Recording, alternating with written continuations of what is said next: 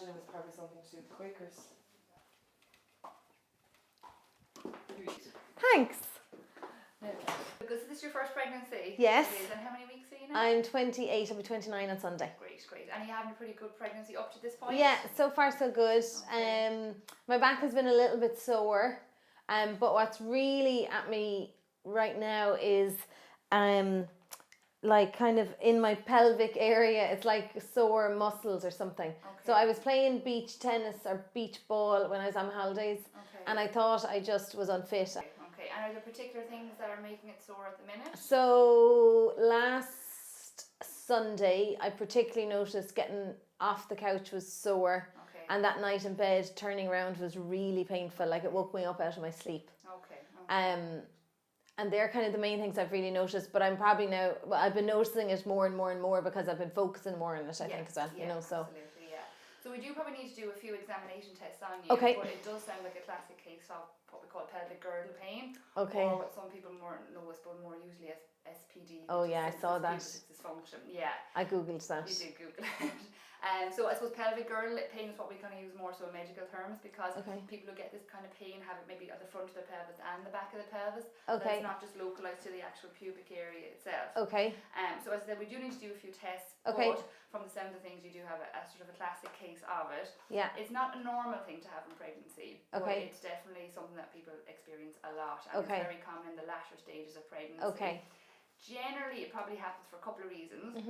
So as you're getting closer to the end of your pregnancy and you're getting ready for delivery and labour, your pelvis is starting to move a little bit more. Okay. There are some hormonal releases that make the pelvis a little bit more mobile. Okay. So activities that normally wouldn't affect a fairly stable pelvis can start to aggravate it. Okay. Okay. Also, your body shape is changing quite a bit at the minute. Your bump is getting bigger. Yeah. Your bump is getting lower. So you're putting a lot more pressure, I suppose, directly onto the pelvis. Okay. And then I suppose these symptoms start to come. Yeah.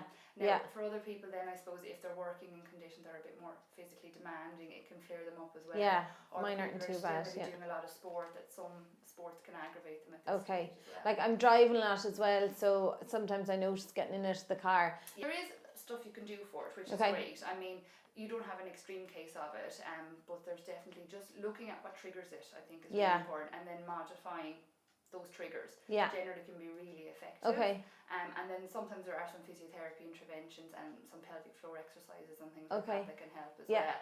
Okay. But if we have a chat, I suppose, about the more common, I suppose, scenarios where it happens. So you've mentioned some already. So any situations where you may be moving your legs apart or causing any sort of separation at the pelvis will aggravate these symptoms. So it's just a matter of knowing what they are and avoiding them. Okay. So the classics are getting in and out of the car, getting in and out of the bed, or maybe off the sofa. So in those cases, it's really important that you try to clamp your legs and then move them as one. Oh yeah. Rather than separating, because that causes a lot of movement around the pubic area in particular. If you're turning in bed is another one for people. Now some people have these nice long pillows. Oh yes, I have one of those. Yeah. So in between the legs, and if you're turning in bed, try to sort of squeeze the knees together as you turn in bed. And again, you're just creating a bit more of a stable environment for your pelvis. Okay. When that happens. Yeah. So those kind of things really aggravate pelvic girdle pain. Yeah. Standing on one leg or uneven weight on one leg as well. And you may have found that up. So when I'm getting dressed. Exactly, that was what I was going to mention. So getting your shoes and socks on, getting into your trousers in the morning. Best to maybe have a seat when you're doing that. Okay, so like an old lady. Yeah, so you're not weight bearing, you're putting them in individually and not aggravating it. So I suppose another problem that people have really is using the stairs, because you're putting a lot of pressure on one leg at a time on the stairs. Okay. So if I suppose you're somebody who's up and down the stairs a lot, or at the minute maybe in a nesting phase of your pregnancy where you're doing a lot of cleaning at home, avoid unnecessary use of the stairs. Take everything down that you need in the morning with you, and don't be up and down unnecessarily. Or if you're in a public place where there's a lift or escalator available, use them and don't be a hero at the minute. I know, and it's the one thing, like I tell everyone to take the stairs, and as well, like, But sometimes these things settle, so if you can modify your activities in the next couple of weeks, this may settle again and allow you to do that stuff again with it. You mentioned, I think, there earlier that you might do a bit of swimming occasionally as well. Well, I did my holidays. Probably not a whole lot normally, in fairness. But swimming is a great form of exercise in later pregnancy, but breaststroke really is not a great technique to use. It's the only one I can do. So a good tip Yeah. sometimes is to use the freestyle kick where your legs are coming Oh, up yeah, without okay. too much separation, and Yeah. use a float if you struggle with the Oh, whole yeah. arm technique Okay. as well. Oh yeah. And what about jogging?